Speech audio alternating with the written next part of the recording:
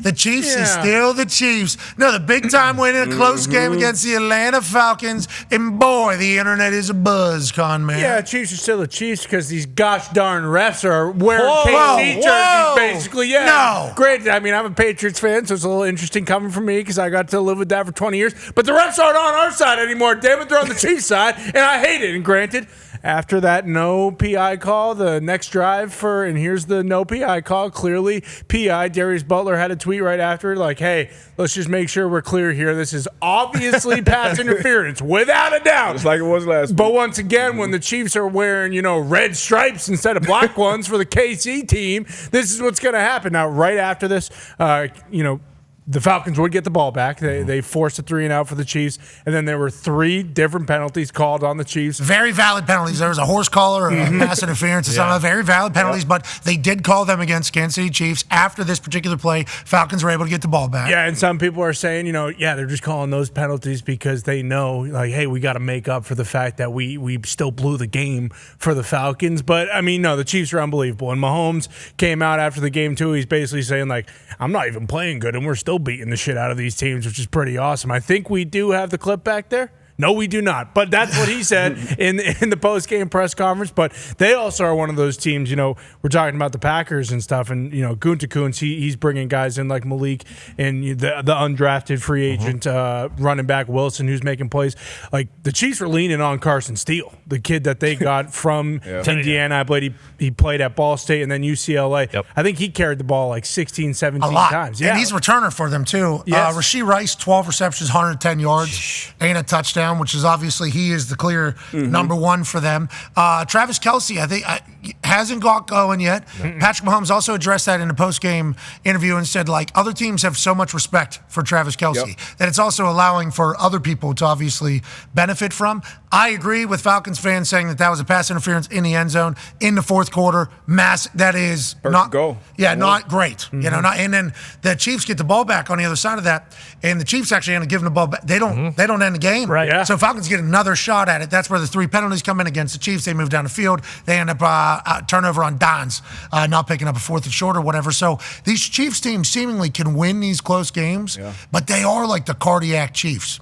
They are is always close. I was gonna make one more play, and then you say what you want about the refs. There were certain teams, Patriots being one of them, maybe the Cowboys, that the coaches will come in and say, "Hey, look, you got to beat them. Don't let the refs even be involved. You got to beat them handily, so you're not worried about you're not leaving the games in the ref." And if I'm a Falcons fan, I'm still encouraged. There's no moral victories in football, but I'm definitely encouraged in how they played, how they took the champs to the wire. You can definitely look at that tape and say, hey, these are the different plays that we could have made and won this game. Obviously, Justin Simmons picking off Mahomes again. Bates doing what he does, but Terrell made some big plays as well. Like, guys, Judon, like all these guys that they brought in kind of trying to build that culture. You always worry about, kind of that microwave fix. Saban kind of mentioned it with Florida State and the trend. It's kind of the same thing in the NFL. Like, you want to build your team through the draft. You want to build your culture guys and then have some free agents fit in here and there. So they're doing a little mix of both. But I would be definitely encouraged if I'm the Falcons. But, yeah, the Chiefs are still the Chiefs, and they just always make one more play, it seems. You talked about last week how Rashee Rice was going to meetings with Travis Kelce and kind of learning that.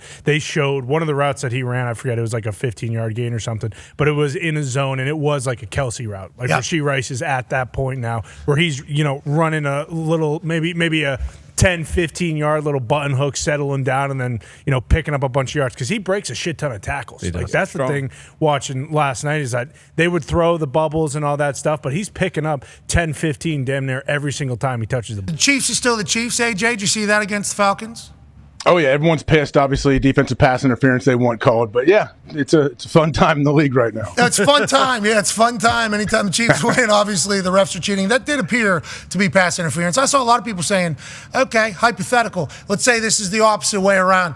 Okay, let's say that was Travis Kelce. That person throwing that ball is Patrick Mahomes. And the Atlanta Falcons are doing this to Travis Kelce. Is it getting called? 100% of the time. That's what everybody's saying. Yeah. And in my head, I'm like, that's a valid point. Yeah, of course. That is certainly happened. I can see how you get upset about it. Ref missed a call. There was a couple the other way against the Chiefs whenever the Falcons got the ball back. They still could have gone on to win it, had another opportunity to. But that particular PI or non-PI is the topic of conversation. Is that what we just need to be used to, I think, AJ?